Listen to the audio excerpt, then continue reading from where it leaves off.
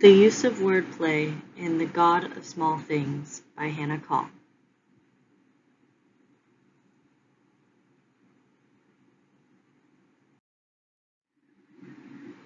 Arundhati Roy's novel, The God of Small Things, examines the complications surrounding a post-colonized India in 1969.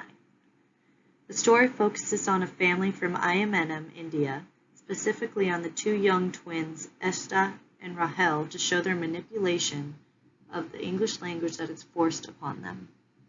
Roy's use of wordplay throughout The God of Small Things emphasizes India's problematic ideals of a caste system, breaking the rules of traditional linguistic standards and introducing a new literary form through the perception of a child under the reigns of colonization. In various cases, Roy combines 2 or 3 words together to show how the scene is focusing on the children's perception and capitalizes words or phrases to capture the essence of her themes. Her technique in capitalizing certain words throughout her novel is significant because it suggests the topics in which the reader should focus their attention on.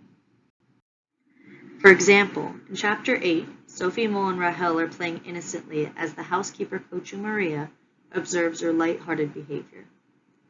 Her observation is told through a series of short, incomplete sentences, indented and capitalized to show how the little girls are perceived in Kochu's eyes. Little girls playing. Sweet. One beach-colored. One brown. One loved. One loved a little less. Roy signifies the love laws taking place in this scene by noting Sophie Mole's skin as beach-colored and noting that she is loved, with the phrase capitalized. Rahel is only described as brown. Her color is not compared to anything like Sophie's is and is noted as being loved less than her as well. The deliberate capitalization grabs the reader's attention, which attaches a title to both children, showing how they are perceived in their community's eyes. Roy's manipulation of the English language is meant to put emphasis on the colonization of the subjects in this novel.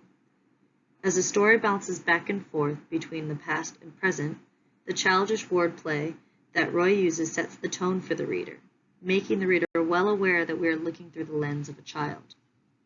For instance, in Chapter 6, when baby Kochama is insisting that Eshta introduces himself properly to his favorite cousin, Eshta seems to get frustrated with the family's dynamic and goes inside himself. Ambassador Eshta felt blue-gray-blue eyes on him, and an imperial etymologist's nose. He didn't have a "how do you do" in him. The terrified child's mother, Amu, expresses her anger with him shortly after, explaining how she had expected a prize for her children in the Indo-British behavior competition. In case the reader had glazed over the deliberately capitalized imperial etymologist in Eshta's perception towards his uncle, we are reminded a few lines down as short-tempered Amu paints a picture of the scene, describing it as an all-capitalized Indo-British behavior competition. These characters are forced to communicate in the same language spoken by their British colonizers, and their mispronunciation and incorrect spelling of words accentuates its effect on them. When it comes to examining the impact of colonization on a specific culture, we can observe the time period and events taking place during this novel. Although India had acquired political independence from the British Empire, the effects remain embedded within the society. Anil Lumba, author of Colonialism, Post-Colonialism, explains this impact by looking into colonial contact as a whole. She explains how the colonial contact is not just reflected in the language or imagery of literary texts. It is not just a backdrop or context against which human dramas are enacted, but a central aspect of what these texts have to say about identity, relationships, and culture.